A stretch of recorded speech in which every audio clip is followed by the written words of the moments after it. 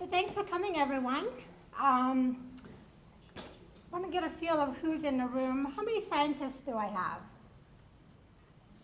Okay, scientists. And I know Dr. Guan is a scientist, but he's typing, so it's not. Research admin folks? Research admin? Contracting, negotiators. Perfect. Okay, so what you heard from our director is really the overall mission for ABRL. What we do is kind of two unique, distinct missions, but I think it makes sense for our organization, especially when our parent organization provides those unique capabilities so that ABRL can exist. So today we're going to go from why engage with ABRL, why partner with ABRL, what is it that's so unique about us that you want to work with ABRL. My slide is not going to have a lot of words, it's just a couple, but I'm hoping that it will give you a perspective on what it is that we could bring. Today you're going to hear from both of our program managers who's going to talk about the uniqueness of program management that they will provide you as an organization or as a scientist. You will hear from our very brand new research admin team, and I know you guys know Crystal, and also Mark is back there. He's our newest acquisition of talent. Lisa, right next to him, is one of our admin assists, and she is quite experienced in all those other things that creative people know how to do that most of us don't know how to do. So we love Lisa. I just kind of want to highlight our core ABRL team. If you would please stand. So Walt, Jess, Ro, and of course you've heard about our director. Flavia is our other program manager, and in the back is Crystal, and then Lori. Did I forget anybody else? Some of our team members are not here, but this is the core ABRL team. Very small, very unique, but I think could be really powerful. So let's see. Today we're going to focus solely, you've heard, both our missions, but today we're going to focus solely on the national security side and what unique capabilities that we would offer your team should you want to partner with us. And even if you don't want us to do the administration of that contract, we still want to help you. Because I think in the grand scheme of things, when we work together, we're much stronger, and we are more competitive if we're working separately. Okay, next slide. You have the clicker. Oh, shoot. See, this is what happens in the military. Nobody gives you the clicker. Somebody clicks for you. So, and I'm holding them like, next slide. Yeah. All right. You saw a different schematic representation of the partnership structure for ABRL. So on your left side is the ARL construct, one of our parent organizations. Their sole focus is serving the national security of our nation, making sure that we are safe, fundamentally Navy capabilities, but overall Department of Defense and U.S. government. They are a UARC, a University Affiliated Research Center, which means they really function like a government-light organization. Much of what they do is really focus on ensuring that the feud that protects the nation has the capability that they have to be effective in ensuring our safety. Most of their acquisitions are through the UARC, contracts and OTAs. They might do some grants for some of those basic research that are being directed by the government. And we've got a few ARL folks, if you guys could stand up. All right, awesome, welcome. So if I'm saying anything wrong, tell me. Most of their customers are really government side, but they also work with industry, right? Perhaps the government directs them to be the one leading the charge, but working with industry to manufacture or even to take their technologies that have been developed to do something slightly different. The beauty of ARL for ABRL is not only they have the experience of government contracting and government engagement, they also have the facility, should we partner, to be able to do classified contracts and the expertise to execute those contracts. On the far right is HUC.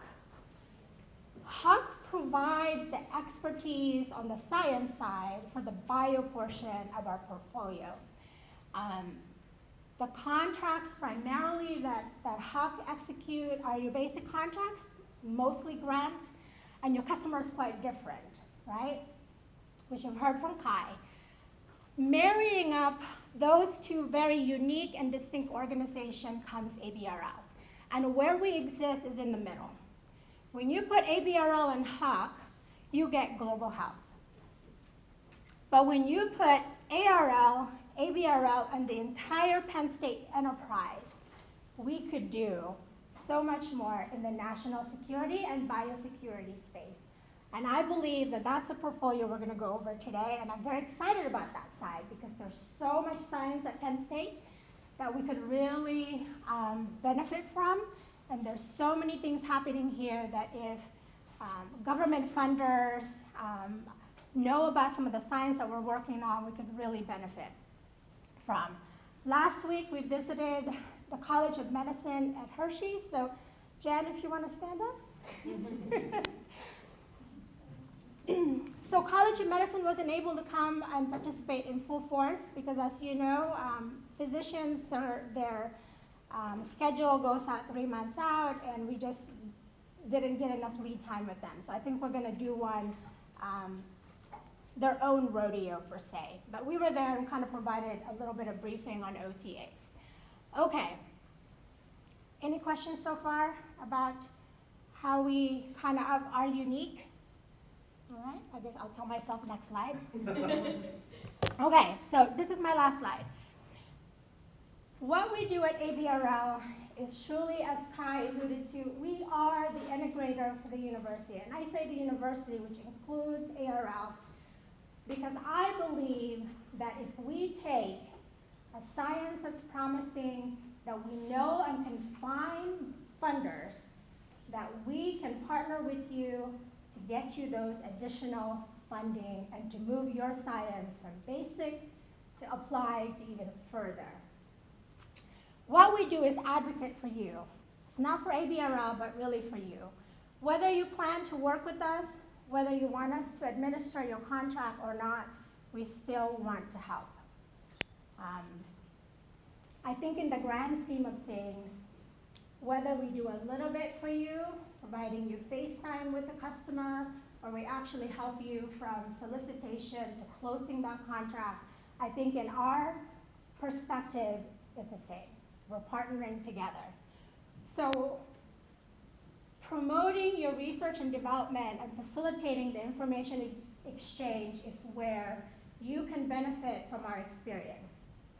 Between Flavia and I, Kai and Walt, we have extensive reach in other types of government funders that perhaps Penn State may not be privy to. Penn State does really well with DARPA, NIH, all the other grants-related things, but minimally reaching government funders unless you are ARL, right? So we want to bring the money-making machine that ARL enjoys into the rest of Penn State. So we try to link what is currently a requirement on the government funder side to what science that you have and are currently working. So it's not really telling you to do something different.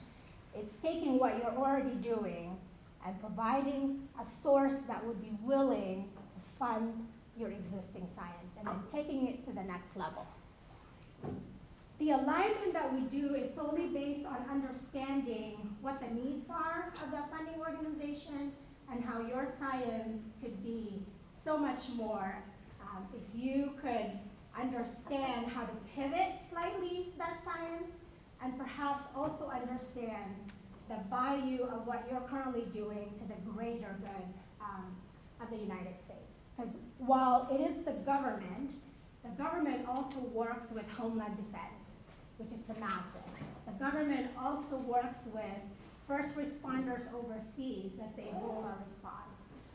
What Kai didn't share with you is that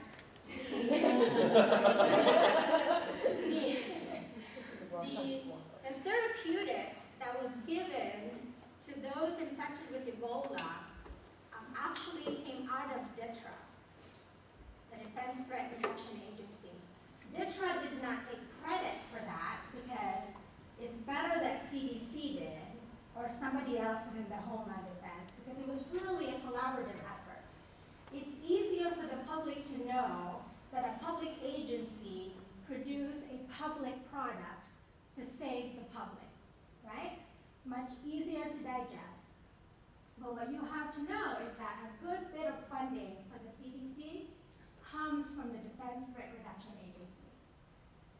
So actually, to add to this entire Ebola outbreak response, you would think that this was a CDC activity. Yeah, they played, but all of the funding, the $33 million that were spent to respond to the outbreak alone on the diagnostic side, you're not talking about Liberia or Defense Threat Reduction Agency. All of the public health security capacity building programs that we currently have in East and West Africa and in India as well. Well, guess what? Defense Threat Reduction Agency, the Biological Threat Reduction Program. We know, because CDC is so underfunded, we know where the budget actually goes. So because of the representation, sorry to expand on this, is we can follow the money, and we do that very frequently. And because of the strategic intent, oftentimes government agencies don't spend dollars out of their own hide, but they give it to other agencies so the intent gets translated. And that's very, very important for our operations. Okay, so we advocate for you. We try to figure out what the requirements are, because where there's requirement, there's what? Money, right? If there's no requirement for any government agency, there is zero money. It doesn't matter whether the government person wants something. It doesn't matter if they think it's novel. If there is a lack of requirement, there is a lack of funding. So we follow the requirement, we align you to that requirement, and we make sure that collaboration exists between you directly as a scientist and the government funder, and we are there solely to support you and to ensure that your rights are protected, because we know how savvy government PMs can be sometimes. We've worn those hats, both Flavia and I, and we know how we can negotiate money down to the dollar. So what we want to do is, having that intel, having worn that position, we want to be the one that says, no, we cannot do that for 20 cents. We can do that for 200, right? And we know how to negotiate for you. Creating that perfect engagement approach is significant to the point that if we don't allow you to speak for your science, then whatever funding comes through may not be aligned with what you want to do. So we will never represent your science for you. You will represent it directly, but we will ensure that you are protected. When we pursue and identify an opportunity, it's a little bit longer work, right? Because requirements is projected 2 fiscal years out. We want to make sure that the government funder has awareness of who you are before the solicitation goes out. Because if it's the first time that they hear about you when the solicitation goes out, it is way too late, because they have already been courted by somebody else. So what we want to do is get you in front of them at a conference, help you write the abstract, maybe do some TCONs, maybe take you to visit the government funder, and then even help scope the requirement that's going to come out. And then by the time the solicitation actually comes out, guess what? They've heard about you, they know your name, they know you're willing to work with them, and more than likely, they're going to pick your proposal, right? And that's what we want to do. The execution of a project from engagement to being awarded a proposal takes a lot of work. I can't tell you that if you partner with us today, you're going to have a contract with us next year. But what I can tell you is we're going to do our very best so that you are the most competitive in that process. All right. After me is a little bit of a Q&A. Oh, sure. I'll give you an opportunity to ask questions. Yes, sir. So who funds you? When you're offering all these assistance, but so who funds your So basic work? we don't have a lot of money, right? So we're not saying that we're going to fund everybody, number one. So we are a seed money from the OBPR and the provost. We have a very limited time to show relevance to Penn State proper. Not necessarily in the amount of contracts that we bring in, but the additional things, the value that an organization like ABRL can bring to Penn State. The external engagement that we could provide our PIs and extending their opportunity. The ability to not only engage externally, but also internally.